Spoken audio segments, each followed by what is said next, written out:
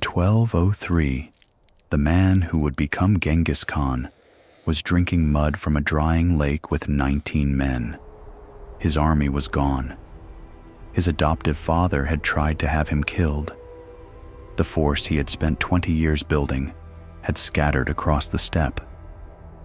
What remained was 19 men, a horse they had found dying, a fire made from dried animal dung because there was no wood, and water so muddy it was more earth than liquid. He held the water in his hands. He looked at 19 men of different tribes, different faiths, different histories, some of them his enemies a year before. All of them had chosen to stay when staying made no rational sense. 3 years later, he was proclaimed ruler of all the Mongols. 23 years later, he was dead, and his empire stretched from Korea to the edge of Europe. Now look at the board as it stood in the 12th century. The Eurasian steppe runs from Hungary in the west to Manchuria in the east, a continuous belt of grassland across the middle of the world. It is the largest unbroken terrain feature on Earth, and it produces one thing with particular efficiency: horsemen. Children learn to ride before they learn to walk. The composite bow, made from layers of horn, wood, and sinew, is a precision instrument built for this specific landscape, accurate at 200 meters, devastatingly effective from horseback. Every man on the steppe is a warrior. There are no exceptions because the steppe does not permit exceptions. In the middle of this landscape, in the latter half of the 12th century, the Mongol tribes are fragmented, poor, and prey to their neighbors. To the south, the Eurasian Jin dynasty controls northern China. Wealthy, administered, powerful. The Jin policy toward the steppe is deliberate. Keep the tribes fighting each other. Fund the Tatars to raid the Mongols. Fund the Mongols to raid the Tatars. As long as the steppe bleeds internally, it cannot threaten the settled world below. Into this environment, sometime around 1162, though no one is certain, and we will return to that uncertainty, a boy named Temujin was born near the Onon River, holding what witnesses described as a clot of blood in his fist. The omen was noted. The year was not recorded with any precision. Before the story moves forward, 3 people need to be placed on the board. Temujin himself, born into a minor clan with no power, no resources, and no protection. The boy who will become Genghis Khan. Alongside him, a childhood friend named Jamuga, who will become his blood brother, his greatest military rival, and finally, his last act of grief, a man Temujin will execute at Jamuga's own request after 30 years of war, burying him with the golden belt they exchanged as children when they first swore to be brothers. And behind them both, the most powerful man on the steppe, Togril of the Kurultai tribe, who will call Temujin son and then try to have him killed. What this story is about has been argued for 8 centuries without resolution. Every account of Genghis Khan reaches the same conclusion that he was the greatest conqueror in history, or the greatest destroyer, or both simultaneously. And that conclusion is not a conclusion. It is the question. The most basic facts of his life remain genuinely unknown. When he was born, why he died, where he is buried. Temujin and Jamuga were blood brothers who fought wars across 30 years and ended with Temujin killing the men who delivered Jamuga to him. Because betraying your master was the one thing Temujin could not tolerate, before killing Jamuga himself at Jamuga's own request, without blood, wrapped in felt. What that moment tells you about the man who became Genghis Khan is something the campaigns and the body counts do not tell you. It sits alongside them without resolving into either. The books thrown into the Tigris in 1258, and the trade routes that carried knowledge west to ignite the Renaissance, were both produced by the same decisions, the same campaigns, the same empire. The question is not whether the destruction was worth the connection. The question is whether those are even separable things, or whether one required the other. And there was no version of the story where you got one without the other.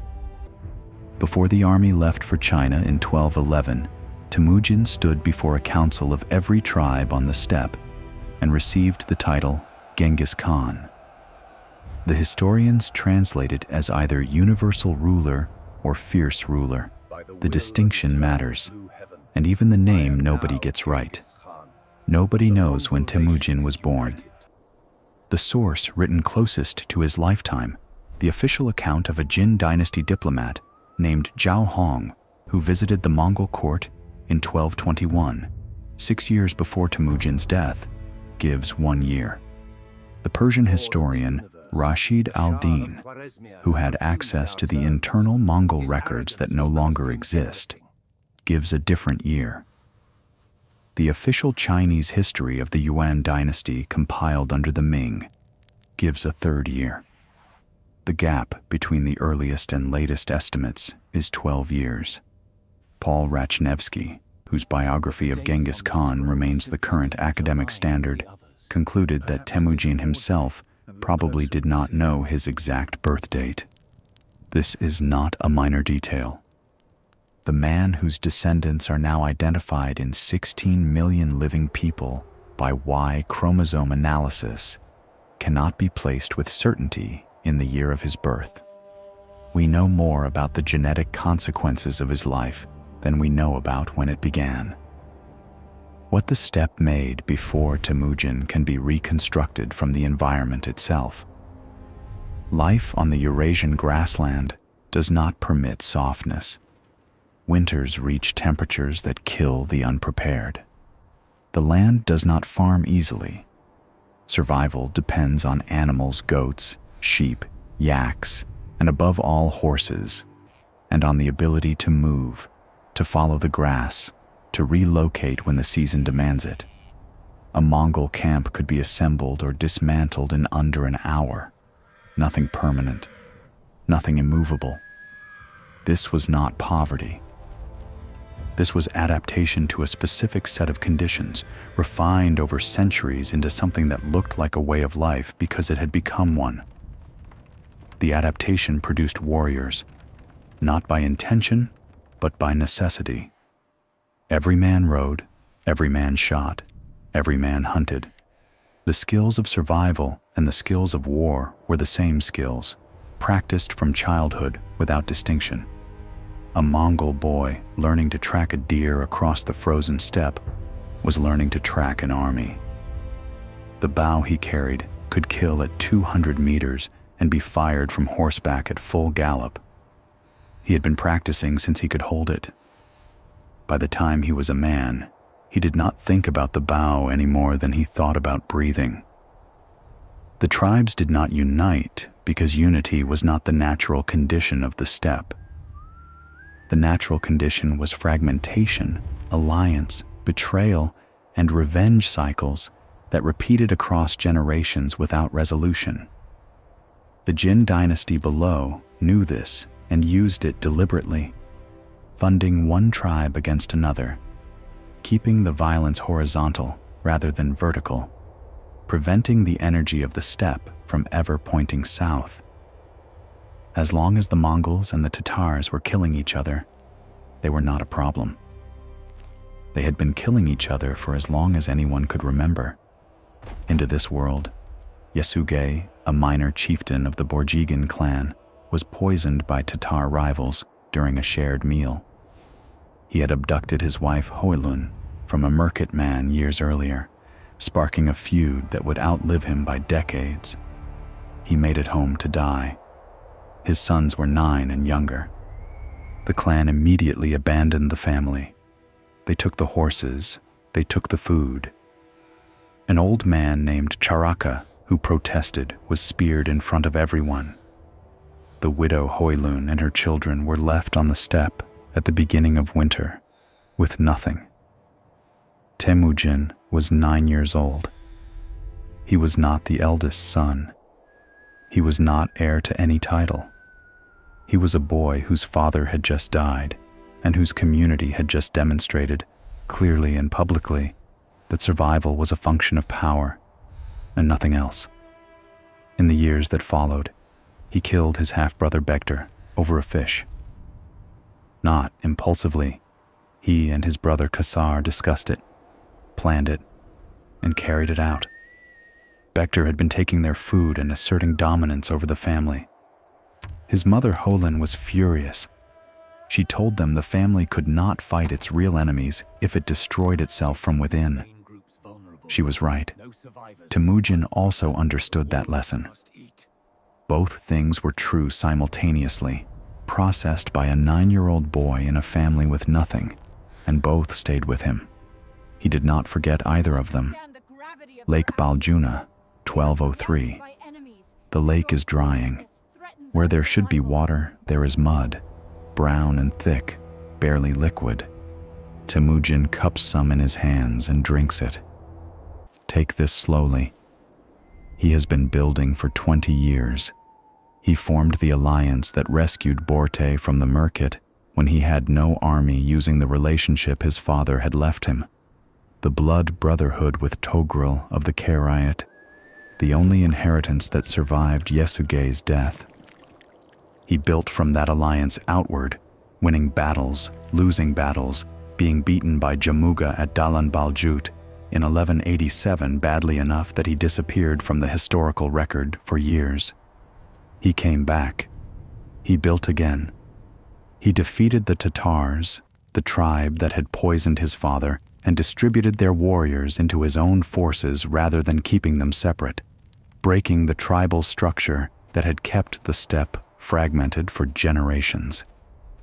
He gave Togrul a black sable coat that Borte had brought as her dowry, the most valuable thing he owned, in exchange for protection when he had nothing else to offer. He watched Togrul accept it and call him son. Then Togrul's own son turned the old man against him. Togrul attacked. Temujin escaped with what he could. An army that had numbered in the thousands scattered across the steppe.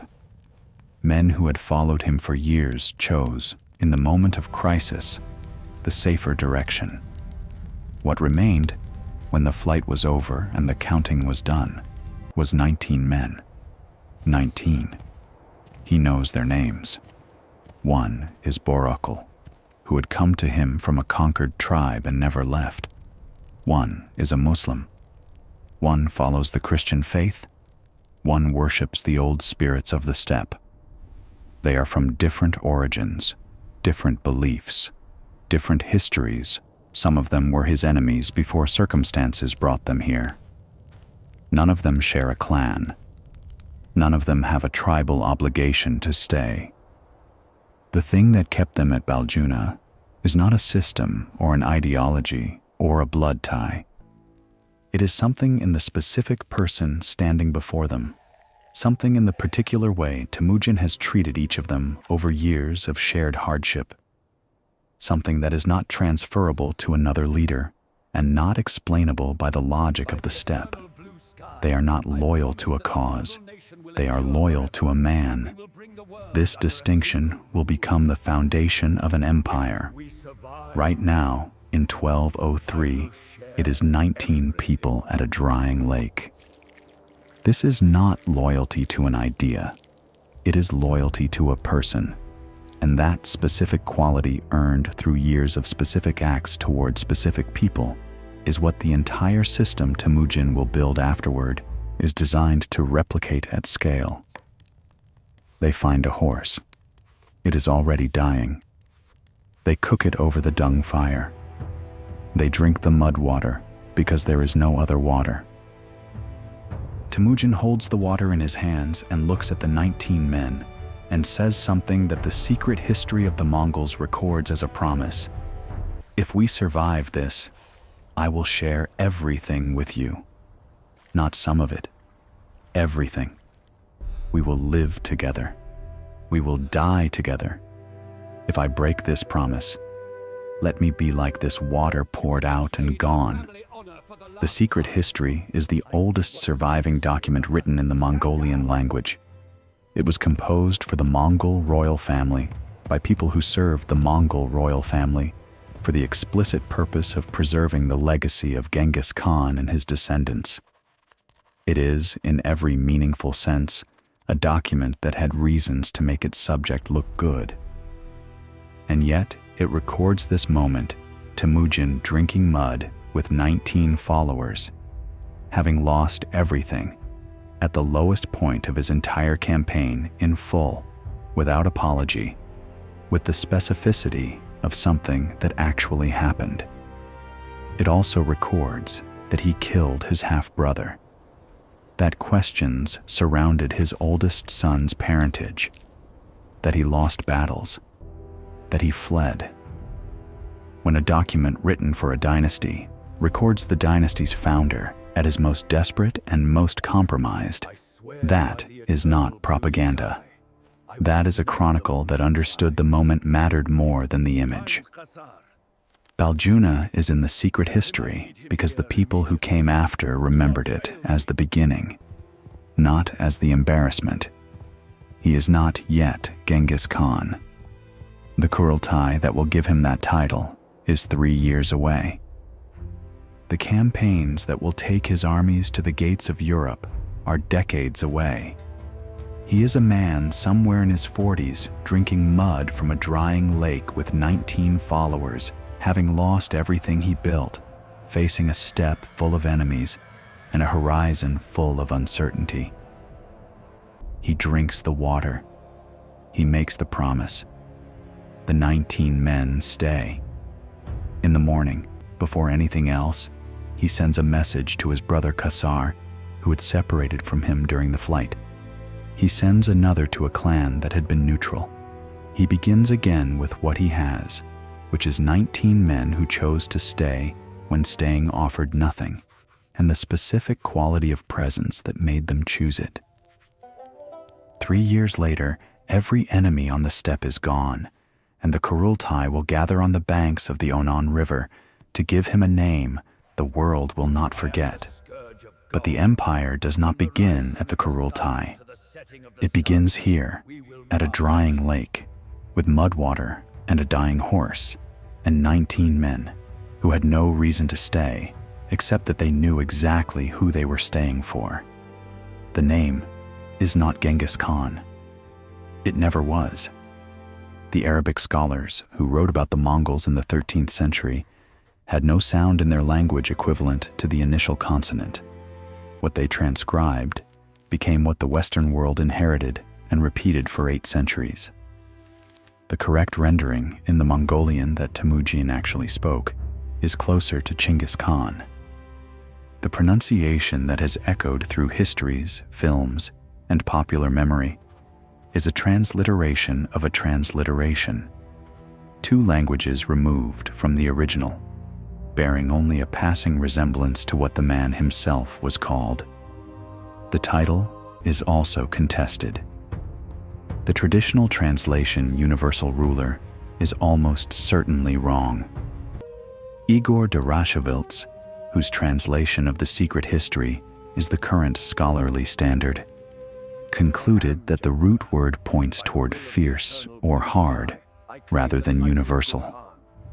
Rashid al-Din, the Persian historian who had access to the internal Mongol records that no longer exist, interpreted it similarly.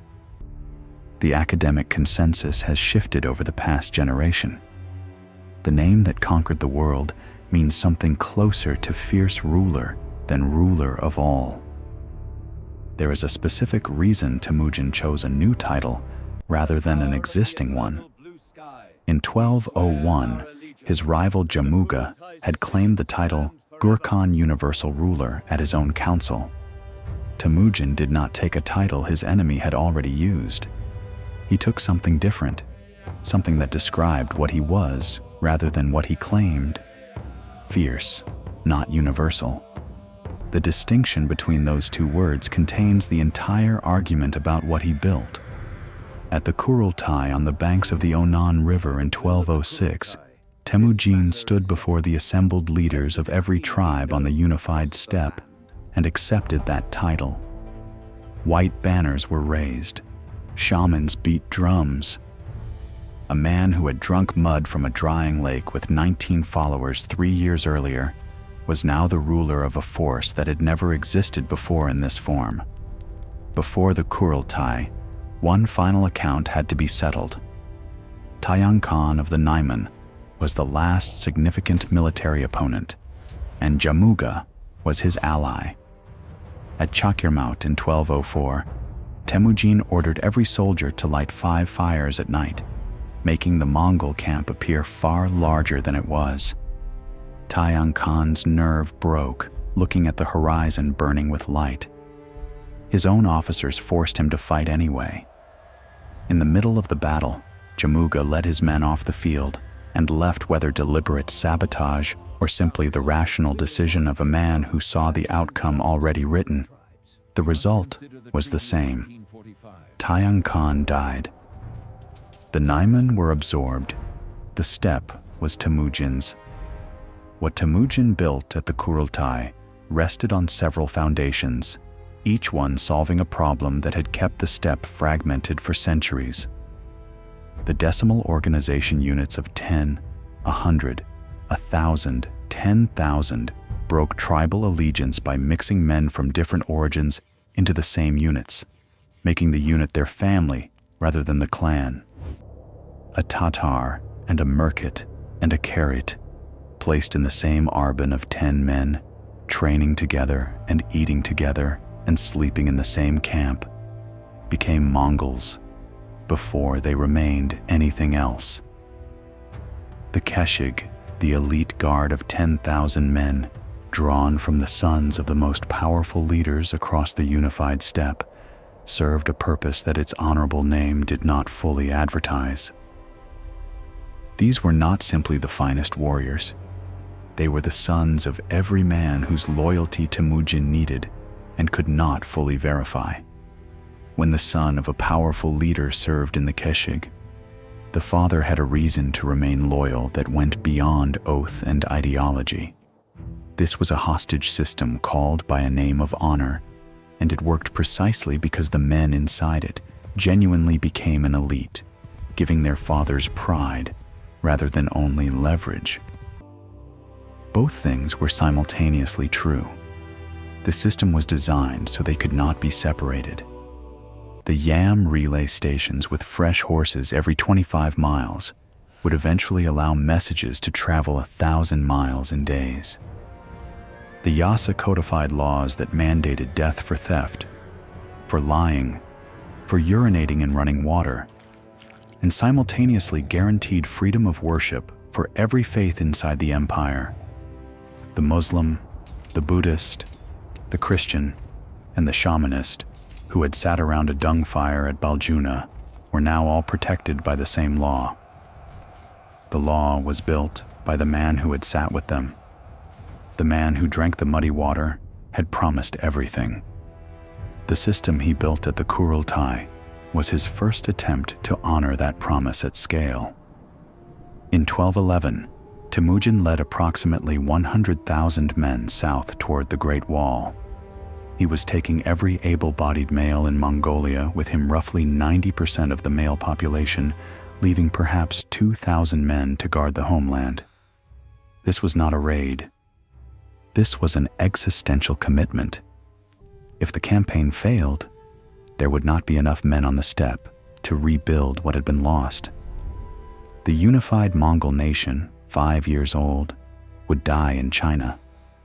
The historians disagree about how old Temujin was when he made this decision. If the 1162 date is correct, he was 49. If 1155, he was 56. The uncertainty is not trivial. It shapes the contour of the risk. A man in his late 40s putting everything into a single campaign is different from a man in his mid-50s doing the same thing. Both are extraordinary.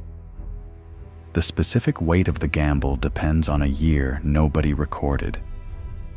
The Jin dynasty he was attacking commanded armies that numbered in the hundreds of thousands, controlled fortified cities that had withstood centuries of challenge, and had been a great power long enough that its military doctrine had calcified into something it could no longer question. The Jin fought behind walls, along supply lines, in formations designed for a specific kind of war. When Temujin did not fight that war, when he cut the supply lines instead of engaging the armies, burned the fields instead of besieging the cities, appeared where he was not expected, and vanished before the response could arrive, the Jin command structure had no established answer. Their army was larger and built for defense. His army was smaller and built for everything else. An enormous defensive force fed by rigid logistics dies by starvation, before it dies by sword when the enemy refuses to stand in front of it. At Yehuling in 1211, Badger Mouth, a narrow pass in the mountains northwest of Beijing, the Jin deployed an army that outnumbered the Mongol force by ratios historians still argue about, but all agree favored the Jin decisively. The Mongol cavalry, which depended on open ground and speed, was entering exactly the kind of terrain designed to neutralize those advantages. Temujin changed the plan. He ordered his cavalry to dismount and fight his infantry in the pass. This was not doctrine. There was no doctrine for it. This was the specific decision of a man who understood that the point of a plan was the outcome, not the method, and who had spent his entire life making decisions without a framework to fall back on. The result was a slaughter. Contemporary sources describe the surrounding area as covered with bones for decades afterward. The Jin field armies were broken at Yehuling, and what followed was years of systematic devastation across northern China. Cities surrounded, countryside burned, populations starved, the slow, grinding destruction of an empire that could not adapt quickly enough to an enemy that adapted to everything. But Yehuling also revealed the single limit of the Mongol system. The army that had never been stopped in open battle could not take cities. Siege engineering, the specific technical knowledge required to reduce fortified positions, was not part of the steppe tradition. When Temujin's forces reached Beijing in 1213, they surrounded it, burned the surrounding countryside, and waited. The walls did not fall. The Jin had built them to withstand exactly this kind of pressure, and they held. He needed engineers. He recruited them, some captured, some hired, all integrated into the military structure, with the same practical indifference to origin that had defined his system since Baljuna. Chinese engineers who had spent their careers building defenses for the Jin found themselves building the machines that would break those same defenses. The knowledge traveled with the man who carried it, regardless of which side he had been on. Temujin learned siege warfare from the people he was besieging, adapted it, and used it against them. By the time Beijing fell in 1215, the population had declined by more than 3/4. He left the continued campaign in China to Mukali, one of the men from Baljuna, now commanding 100,000 with full authority, and turned his attention west. He had received reports about the Khwarezmian Empire, a wealthy Islamic state that controlled the trade routes of Central Asia. He had heard it was administered and prosperous and connected to the Silk Road that he had been watching flow south of his territory for years. He wanted to trade with it. He sent 500 merchants with goods and a message of peaceful intention. He sent word that he saw the Khwarezmian Shah as an equal, a ruler of the setting sun to his own sovereignty over the rising sun. He built toward connection rather than conquest, deliberately, for reasons that were practical and genuine. What happened at Otrar, On the eastern frontier of the Khwarezmian Empire, when those 500 merchants arrived, is the hinge on which everything that followed turned. 500 merchants arrived at Otrar in 1218. They carried goods for trade, the Silk Road economy that Temujin had been building relationships to access for years. The governor of Otrar, a man named Inalchuk, decided they were spies. He had them killed, all 500. He confiscated their goods and sent word south that the matter was handled. Temujin did not call the army. He sent 3 ambassadors, not soldiers, diplomats carrying a specific demand: hand over Inalchuk for justice. The Shah of Khwarezm, Muhammad II, had the lead ambassador executed. He shaved the beards of the other 2 and sent them back.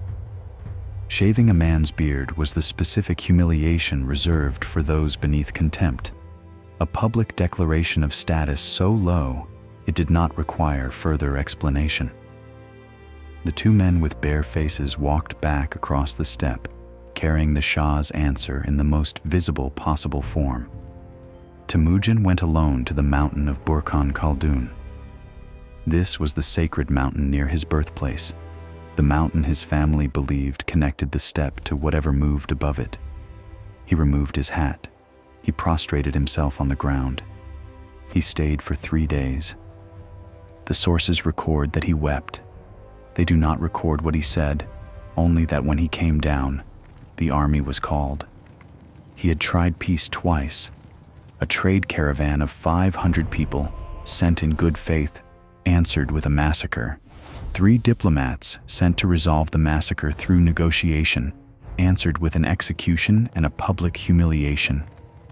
2 attempts, 2 refusals, then 3 days on a mountain before a decision that would kill tens of millions of people and reshape the known world. The army he assembled was the most sophisticated military operation the steppe had yet produced.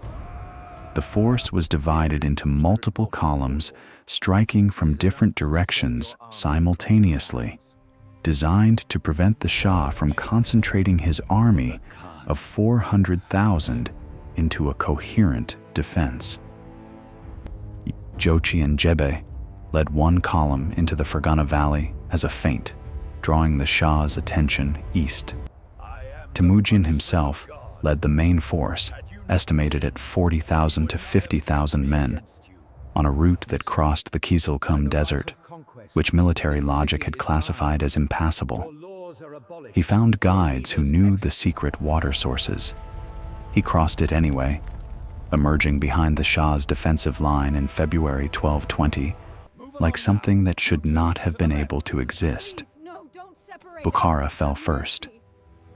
When Temujin entered the city, he addressed the surviving population from the steps of the Friday Mosque. The sources preserve his words in multiple versions that agree on the substance.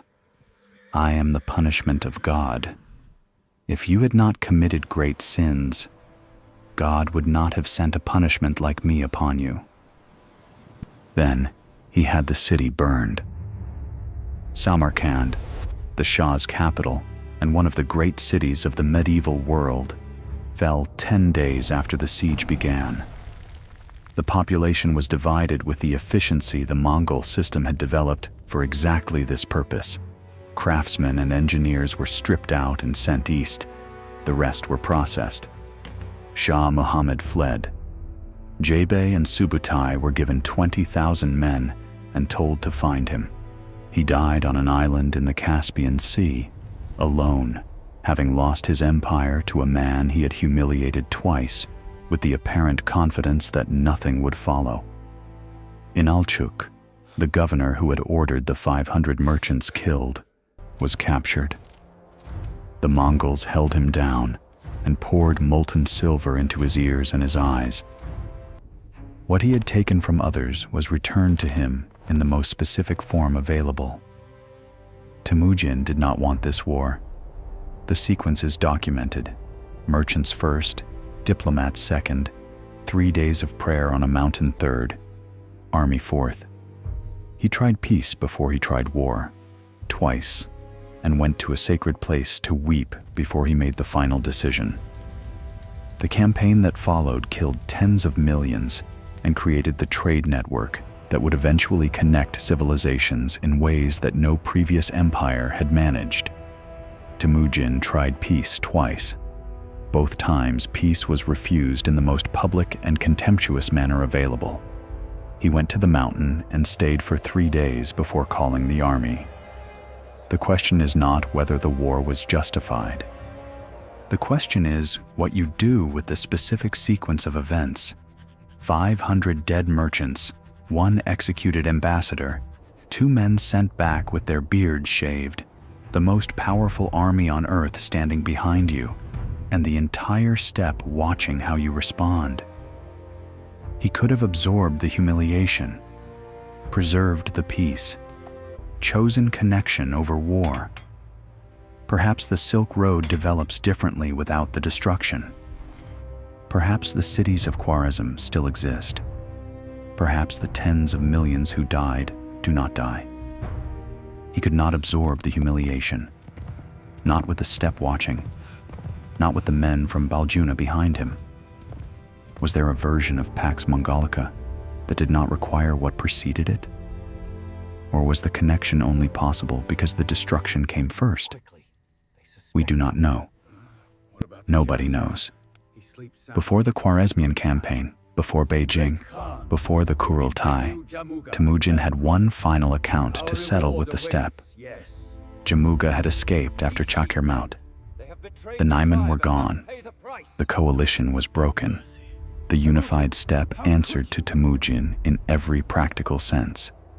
Jamuga was a fugitive with a dwindling band of men, and nowhere to go that Temujin's reach did not extend. In 1205, 5 of those remaining men made a decision. They captured Jamuga, bound him, and brought him to Temujin, expecting the reward that logic suggested would follow. Temujin had them executed immediately, not Jamuga, the men who brought him. He killed them publicly for the specific reason that a man who betrays his master is not a man who can be trusted by anyone, including the person who benefits from the betrayal. The reward for delivering Jamuga to Temujin was death. Every man who witnessed it understood what that meant about the value placed on loyalty in this system, and what the cost of violating it would be, regardless of which direction the violation pointed. Then, Temujin turned to Jamuga. They had been blood brothers since childhood. They had exchanged golden belts in the Mongol ritual of Anda, a bond the steppe understood as deeper than clan and more permanent than alliance. They had fought together to rescue Borte. They had been inseparable for years, then separated by ambition, then separated by war, and between them lay 30 years of campaigns, betrayals, and the specific accumulation of damage that 2 men of equal intelligence and irreconcilable visions produce when they spend their lives trying to destroy each other. Temujin offered him his life. Jamuga refused. The secret history records his words. There is 1 sun in the sky and 1 moon. 2 suns do not exist in a single sky. One of them has to be gone. This was not rhetoric. This was the complete worldview of a man who had lived entirely inside a value system that understood power as singular and indivisible, where the quoting of noble lineage before battle was not ceremony, but cosmology, where the world organized itself around hierarchy that could not accommodate 2 centers. Jamuga was not being stubborn. He was being consistent. He had been consistent his entire life. The system Temujin was building meritocratic, tribal boundaries dissolved. Loyalty to person, rather than blood, was not a world Jamuga could inhabit, because it was not the world Jamuga was. He had watched it displace the one he understood, and he did not want to live inside its victory. He asked to be killed without blood being spilled. the honorable death reserved for those of standing wrapped in felt, the body intact, the spirit able to travel without the contamination of blood on the ground. He asked to be buried properly. He asked to be buried with the golden belt. Temujin honored every request. Jamuga was wrapped in felt. He was killed. He was buried with the belt they had exchanged as children on the banks of the Onan River when they first swore to be brothers, and the world had not yet shown them what it would require of that oath. The belt had traveled through 30 years of war and arrived at its final destination in the earth beside the man who had worn it last. The man who would execute hundreds of thousands in the campaigns that followed had this specific death administered with this specific care, because the person being killed was the one person on the steppe who had been everything to him before either of them had power. The body counts do not contain this. The campaigns do not explain it.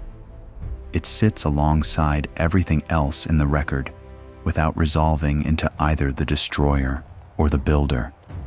A piece of evidence that belongs to both readings and confirms neither. The steppe was unified. The last piece of the old world was in the ground. Temujin turned west. The Jebel-Subutai raid of 1221 to 1224 was the longest cavalry operation in recorded military history. 20,000 horsemen. A route that covered more than 10,000 miles across Persia, the Caucasus, the Crimea, Ukraine, and back to Central Asia. 3 years.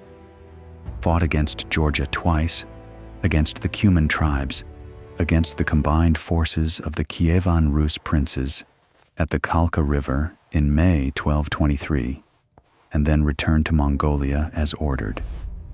Temujin had given Subutai permission for the operation, with instructions to return within 3 years. The purpose was not conquest. It was reconnaissance, learn what lay to the west, map the terrain, test the quality of the armies, and return. The empire had just destroyed Khwarezm. The question of what existed beyond Khwarezm was a question the system required an answer to. What Subutai found at the Kalka River was the information that would shape everything that came after. The Rus princes rode out to meet the Mongols with a coalition army that substantially outnumbered Subutai's force. They were professional cavalry from developed principalities with experience in steppe warfare. They had fought the Cumans for generations and knew the terrain. They had every reason for confidence, and they rode with it visibly. The way armies ride when they believe the outcome has already been decided by the size of the force they have assembled.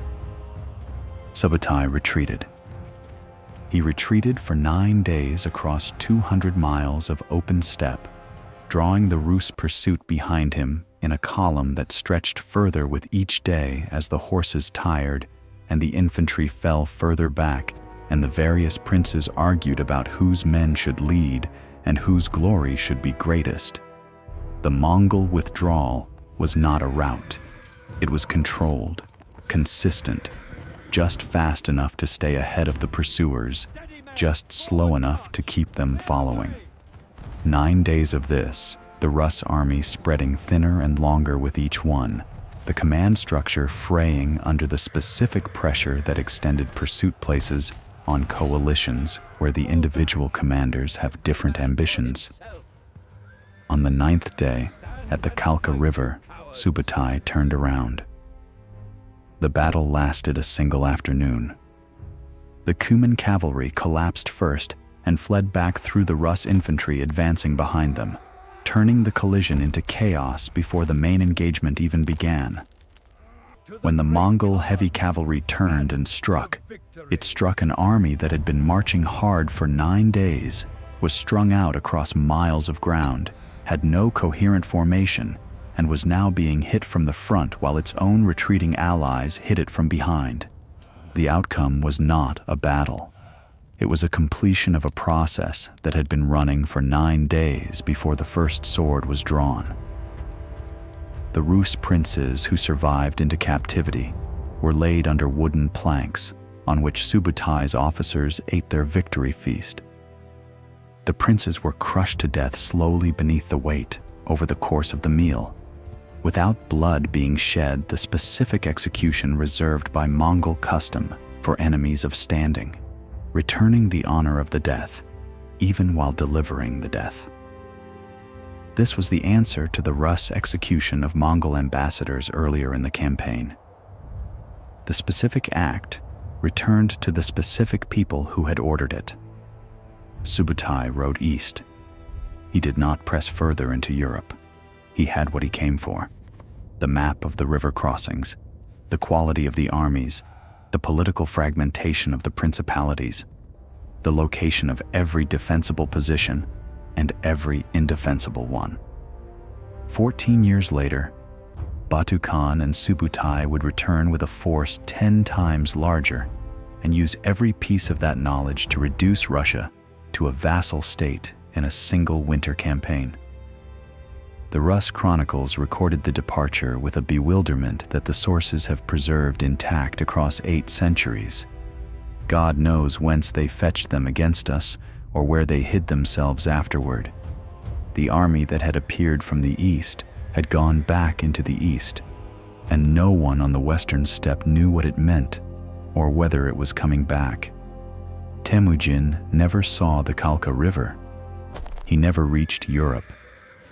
He died in 1227 during the final campaign of his life, the war against the Tangut, who had refused to send troops for the Khwarezmian campaign and had been living inside that refusal ever since. The cause of his death is genuinely unknown. The secret history records a fall from a horse during a winter hunt months before the campaign concluded. The Chinese chronicle records sudden illness. A 2021 study in the International Journal of Infectious Diseases proposed bubonic plague, citing evidence of epidemic disease moving through the Mongol forces during the campaign. He had asked, before he died, that the campaign be completed. He had asked that his death be kept secret until it was. Both requests were honored. He had gone to the mountain of Burkan Khaldun before the Khwarezmian campaign and prayed for 3 days. He had wept on that mountain. He had prostrated himself before the eternal blue sky the Mongols believed watched everything. The mountain near which he had been born, the mountain on which he prayed before the greatest campaign of his life, still stands in northeastern Mongolia. The Mongolian government and UNESCO have placed it under strict protection. The Darkhad clan still guards the surrounding territory. Access is restricted. Outsiders are not permitted. Nobody knows where Temujin is buried. The mountain is the closest answer anyone has. The prayer he made on it before the war, and whatever is beneath the earth near it now, belong to the same story, the beginning of the campaign that made the empire and the end of the man who made the campaign. Both are still there. Neither has been opened. The numbers are large enough to become meaningless if stated as numbers. Historians who have studied the demographic evidence of the Mongol conquests estimate that the campaigns killed approximately 30 to 40 million people, roughly 10% of the entire human population of the 13th century. In specific regions, the proportions were higher. The Iranian plateau lost an estimated 3/4 of its population. Iraq, which had been one of the most agriculturally productive regions in the Islamic world, through a system of irrigation canals refined over centuries, had those canals deliberately destroyed and did not recover agriculturally for generations. The city of Merv, which may have been the largest city on earth when Tolui's forces arrived in 1221, was depopulated so completely that the ruins sat largely uninhabited for years. What had been a center of scholarship, trade, and accumulated human knowledge became a landscape of bones. Baghdad in 1258, the work of Temujin's grandson Hulagu, not Temujin himself, but the direct continuation of the same system, built at the Kurultai of 1206, ended the Abbasid Caliphate that had governed the Islamic world since the 8th century. The caliph was wrapped in a carpet and trampled by horses. The House of Wisdom, the great library and intellectual center of the medieval Islamic world, was destroyed. The books thrown into the Tigris. Witnesses wrote that the river ran black with ink before it ran red with blood. These are not interpretations. They are documented by survivors, confirmed by burned settlement layers in the archaeology, reflected in the demographic silence of records that show populations and then stop showing them. The destruction happened at the scale the sources describe. The cities that no longer exist at the scale they existed before 1219 are not a contested point. And yet, Pax Mongolica, the Mongol peace, is also documented. It is not a romanticization, and it is not the invention of later historians trying to balance an uncomfortable account. It is an economic and political fact recorded by the people who lived inside it. Under the stable administration that Temujin's successors built and maintained across the trade routes of Eurasia, merchants could travel from the Black Sea to China under a single administration with guaranteed protection. The Yam relay system stations with fresh horses every 25 miles moved information faster than it had ever moved before in human history. What traveled along with the merchants was the accumulated knowledge of every civilization connected by the route. Gunpowder from China, mathematical advances from the Islamic world that had been developing since before Baghdad burned, navigation tools, agricultural techniques adapted to different climates. The printing press, developed in China, began its westward journey through Mongol trade networks. Paper money, which the Mongols adopted from the Chinese and extended across the empire, introduced the concept of abstract currency to populations that had only ever used metal. Marco Polo arrived at Kublai Khan's court in the 1270s and wrote the account that made European rulers hunger for Asian trade with an appetite that had no previous equivalent. That hunger drove the Age of Discovery, the voyages of Columbus and Da Gama and Magellan, which connected the Atlantic world to the Asian world. The Mongols had already connected to the European world. The Renaissance that followed, built partly on mathematical and scientific knowledge preserved and transmitted through Islamic scholars, was carrying ideas that had survived the destruction of some of those scholars' cities by the same empire whose trade networks carried the ideas west. The books thrown into the Tigris and the books carried west on the Silk Road, made safe by the same empire, are the same books. This is not a paradox that resolves. It is a permanent feature of the account. Pax Mongolica also had edges that the celebration of it tends to smooth over. The hierarchy inside the empire placed Mongols at the top, then allied peoples, then the conquered populations who administered the territories, then the Han Chinese and others at the bottom of a rigid structure that bred exactly the resentment it was designed not to acknowledge.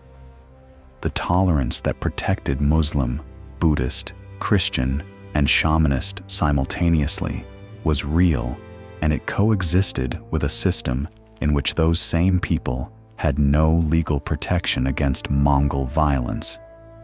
The Yasa applied to Mongols. For everyone else, the law was what the nearest Mongol commander decided it was. Both things were simultaneously true inside the same empire, and the version of Pax Mongolica that omits the second is not a complete account.